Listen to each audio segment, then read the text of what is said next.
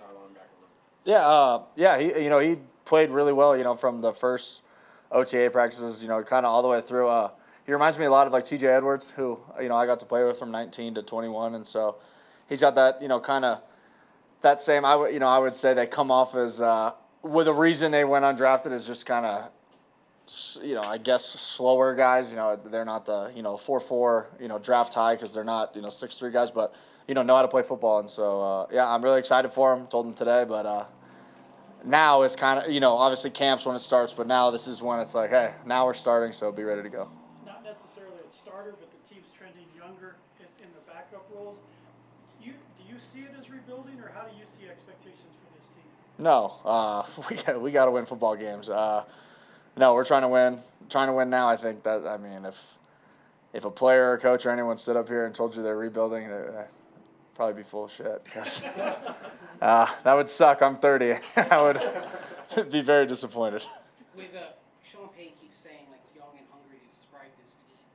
So how does that sort of change your role as basically one of the more veteran players on the team in that dynamic? I think it's to lead that. I think those first two preseason games, it was kind of, obviously not playing a ton, and even the Packer practices, and just whenever we're doing something, I can feel when there's a lull in a practice or a lull, and then just with the games, it's like I know if we go out there as a defense and we get a big hit, big play, stuff like that.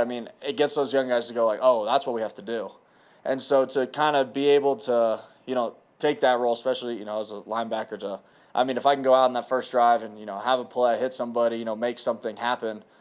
All the guys are like, all right, we've started. That's the kind of energy we have to match, and that's how every young guy does it. I guess I just don't really have anybody older to look at anymore as it goes, and yeah, I just think that's what you do with the young guys. You just got to show them how to play the game. Alex, I think the first time we talked to you since Bo got named the starter, where was the point in this offseason or in this camp where you realized that he was going to go in that direction, that Bo had kind of really picked it all up?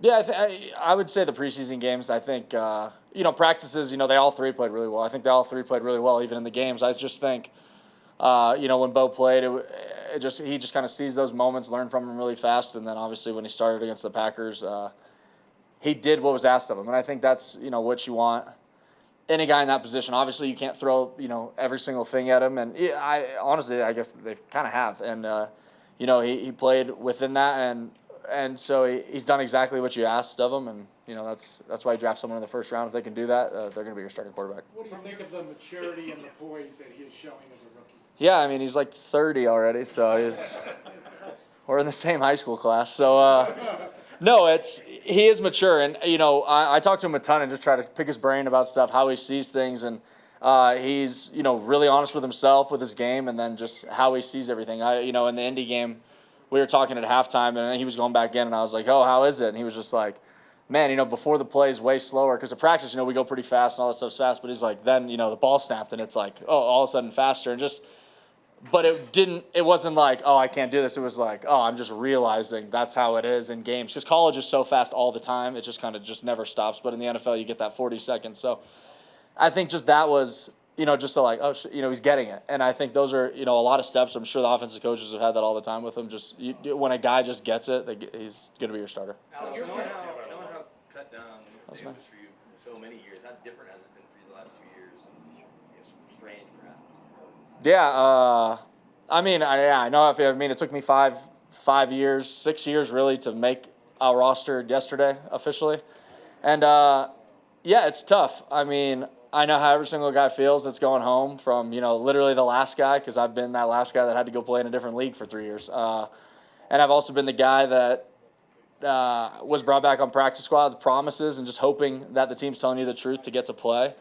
And, it sucks. It's not fun. I just tried to send a text out to kind of, especially our room and some guys on defense, just like, hey, obviously, I hope you get picked up and I never see you again on my team, but you go out there and have all-pro career and just dominate. But obviously, selfishly, I want you here. The guy, if you're getting better, continue to get better, and there's a chance for you to play on this team. But, yeah, it's shitty, and you just kind of hope everyone takes took advantage of their opportunities, gets more opportunities, and continues to do that. Especially as a vet and a leader on this team, being in the position you've been before at being an undrafted guy, do you have a closer bond or maybe talk to those guys that do make the team that are undrafted? Yeah, well, those guys they've had it a little easier than me. They didn't have to go upstairs. I always say, there's I don't know, like some of the older guys, will be like, oh, I'm stressed today. It's like, what are you stressed for? You've never been upstairs yet. And same with those guys. It's they felt that stress, the undrafted guys, and it's kind of like, hey, remember how you feel that Tuesday morning, like when you woke up. Did you think you gave every single thing you did during camp? And I think a good competitor, a true competitor. I could tell you more about every shitty play I've had in my career than any good play, and so those are the same things. I can tell you more bad camp plays than any good camp plays, and I think the guys that wake up feeling that way and want to get better are guys that are going to stick around in this league and be able to go from undrafted to 3-4 year players and then get a good contract where you're not having to worry on those Tuesdays. But it takes a long time, and that's like telling Lavelle, like today, now this is the real first day. Like, so now, we're going to prepare. We haven't even started Seattle yet. That's on Monday. So it's kind of like so much gets built up, from the combine, whatever they tell you there, to this, to that, training camp, all that stuff. It's like, well, throw that all away. Now we're playing Seattle. Like, nothing else matters anymore. You're not competing against our team. We're competing against Seattle. And so it's that mix of everything. It gets tough on guys. Yeah. Thanks, Alex.